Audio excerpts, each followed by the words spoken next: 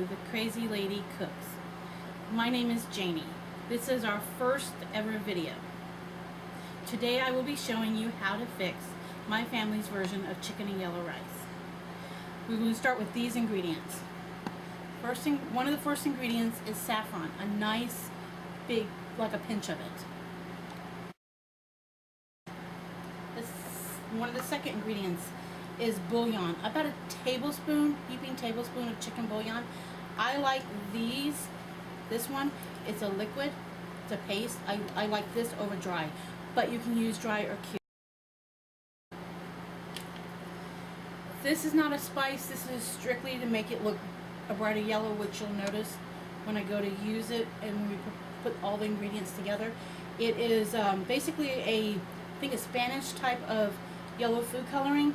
It just gives it a very strong yellow color.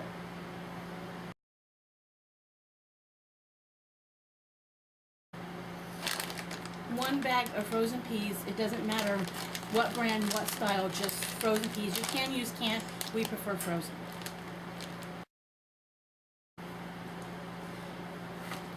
A can of cream of chicken soup. Brand doesn't matter, but 1 can of cream of chicken soup, I mean. A package of yellow rice. Prepare it according to the directions in the back of the package. So a package of yellow rice. A package of yellow rice, Spanish style seasoned. My daughter is the one who likes the Spanish flavored, so I go to the Spanish section of the local grocery store and see what they have. I have found a tub of Spanish rice at Big Lots at times, which is good too. 2 cups of just basic white rice. It's like a filler. It just, I don't know, but we like it just as a filler. And then I have chicken broth in case I need it for more moisture when I put the dish together. And I have olive oil to put in my pan before I put all the ingredients in. And in this bowl I have 2 pounds of chicken tenderloins. I've already kind of pre-cut this up, and I like to cook it just a little bit where it's still pink and slightly cooked, because I find that in cutting it, I find it a little bit easier to kind of like shred and chop it at the same time. So I like to cook it this way. You can also use I have a friend who uses one of those pre-cooked whole chickens from the deli, and she will just debone hers. I just prefer this. So I just kind of chop it up, and you can get that little piece of like shiny stuff in the middle. I don't know what that is, but I don't put it in my food. I try to remove the shiny stuff. I know there's probably a technical term for it, but I call it shiny stuff. So we just kind of chop them up. I cooked this chicken. I don't have your traditional oven and stove in where I live right now. So I kind of cook this in a microwave. I do a lot of my cooking in the microwave. I am a gadget queen when it comes to all the fancy little gadgets you can cook with, which throughout all my shows you will see that. And this kind of stuff. We have a dog, so I usually will put it in a bowl, sit it in the fridge, and put it in something for him later. He's got to be the happiest yard dog around. But just kind of chop these up, which just takes a few minutes to do. And I love these mats. These mats, you can buy them anywhere. They're like color coordinated and have like a chicken on here, so it won't contaminate any of my foods whenever I do cook or whatever. I can use a chicken one, a beef one, or whatever. This is the chicken that I used, 2 pounds of Tyson's. But like I said, any kind of chicken. You can use dark meat if you like. It's totally up to you. I'm gonna wash my hands real quick.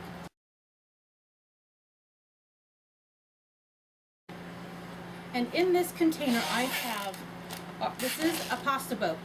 I have one of the early pasta boat kind of things. I cook a lot of things in my pasta boat. I love my pasta boat.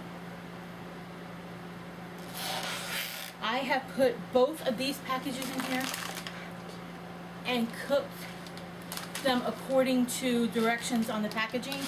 So that's basically what this is the rice in that. But again, I love this. I own 2 of them. But it's a see-through container with a red lid. It's a pasta boat. They're like $10 at the store. Wonderful. I am using this electric 5-pan, so to speak, thingamajigger to cook it in. Let's plug it in here. Okay. And in this, I'm going to put a little bit of olive oil. It's just to help things from sticking a little bit. I don't know, maybe a couple tablespoons full, kind of eyeball it, but 2 tablespoons probably. I just take a wooden spatula and kind of just stir it kind of around. I'm going to turn this on. This one about 300 right now to start with. You could use a, if you wanted to just fix 1 package of rice, you could do that and eliminate the 2 different flavors in the white rice. This is just, we make plenty. We like leftovers of this. So in the fry pan, I will add the chicken first because it will continue to cook with all these other ingredients. Just kind of spread it out so it gets kind of mixed in evenly. I will go ahead and dump in my white rice. It's a little sticky, but it will be okay at the end. Because even the moistures from the frozen peas will cause moisture because they're frozen as they thaw out as you cook them. Just kind of mix that up nice. I will go ahead and dump my rice in. Like I said, we love this stuff. My husband takes it for leftovers for work, for lunch. This is just one of those little staples in the house, in the fridge. And like I said, you're going to see this blue container pasta boat thing a lot throughout my shows because I love it. Just kind of mix it all in there together.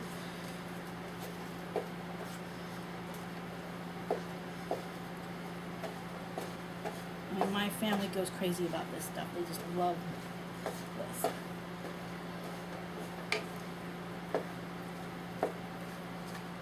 Just mix it all up nice. And we will begin to add some of our ingredients. Like I said, I love the liquid of this, the pasty stuff, compared to the dry stuff. Because those hard bouillon, those cubes, they're good, but you gotta like cook them in some hot water or something and melt them down. And this is just much richer to me. I feel it is. Depending on the person, you can add more. Now with the saffron, I try to kind of crumble it up. It's very expensive. I don't have a package not open to show you how it comes. I just keep it in one of these. It comes in a little plastic thing. You can buy it mostly where they have like dehydrated jalapenos and stuff in the more the Mexican area of the grocery store or Spanish type foods. We will add this stuff is what's going to give it a lot of color. I try to sprinkle it all over. It's going to really, and I might add a little bit more before I'm done, only because we like it really, really, really, really. Add, now with the chicken broth you may or may not need it. I find I need a little bit, so I'm going to add some. And it's just an eyeball thing, just kind of like eyeball it. You just want to add some moisture. The can of cream of chicken soup. This just gives it a little something extra. I used to not do this until I tried it one day and thought I'd try it because someone suggested it. And I found that it did give it a lot of flavor. And the last couple times I've made it for the family, I put this in there and they had no clue. My daughter was a little surprised, I think, when I told it was one of the ingredients on the recipe. And we're going to add our frozen peas. Like I said, any kind. I just have these on so that the microwavable steam, so that if I'm in a hurry, I can just fix that one night. But it does not matter what. And you just kind of stir it all together. During the time it cooks, you're going to have to come back and stir a few more times. You can add more peas or less peas, depending on your crew. But you're just going to have to stir it up a few times. Let it cook a little bit, stir it some more. Let it cook, stir it some more. Maybe add a little bit of water to it too. You can add water or chicken broth. It just moistens it a little bit more. Before I ever started using chicken broth, I used water, so. I would add onion to it if it was up to me, but my family is not as crazy about onion as my husband and I are. So I will not put onion in this dish, even though I swear onion is the #1 staple of the house. You know, you can do without anything else but onion. But I will let this simmer. And it will take anywhere from, you want to make sure your chicken's cooked, because everything else is pretty much already cooked. So I would say 15, 20 minutes, 30 tops, depending on how hot you cook it. But just kind of like keep stirring it a couple times, let it simmer. Put a lid on it. You can do this in a Dutch oven. We'll let this simmer, and we'll go for a minute, and then we'll be back to show you it all done and plated. Okay, and we're back. Hopefully you've been stirring it. It's been about 20 minutes here at our house in our container. And this is what you have. Something that is so like sticks to your rib, you know, comfort food. And, you know, everybody will come sit around the table. I like to serve this with like a piece of buttered bread. You know, that's one way you could serve it. My sister likes to take a tomato and get it cold in the refrigerator. And if I'd had a tomato on hand, I probably would have showed that to you. But she'll get the tomato cold and slice it and lay the tomato on the plate. It makes for a very pretty plate, and it actually tastes good too. So just plate this up. It's gonna be hot. That's enough to like, but let it cool a minute because it's very hot. But this is my family's favorite. I am surprised. My brother lives next door. I am surprised he hasn't smelt it yet and came running over to taste it. It's gonna be hot. I'm gonna burn myself, I know. Oh my goodness, they're so good. That is so good. My husband will be home soon from work, and this is so good. And you will not find me telling you have to have a certain wine or a certain champagne or beer. We don't drink, so yes, it's boring to some people. But our biggest thing is you'll find us drinking soda or having water or tea with our meals. But oh, gotta have another bite. It's so good. And it's not double dipping because I'm not sharing them with nobody else. But, So, I hope you enjoy this with your family. Make this up. It's a good meal. Thank you for watching, and always remember that eating with your family and friends is the most important part of your day. So until next time, eat good, be good, from the crazy lady who cooks.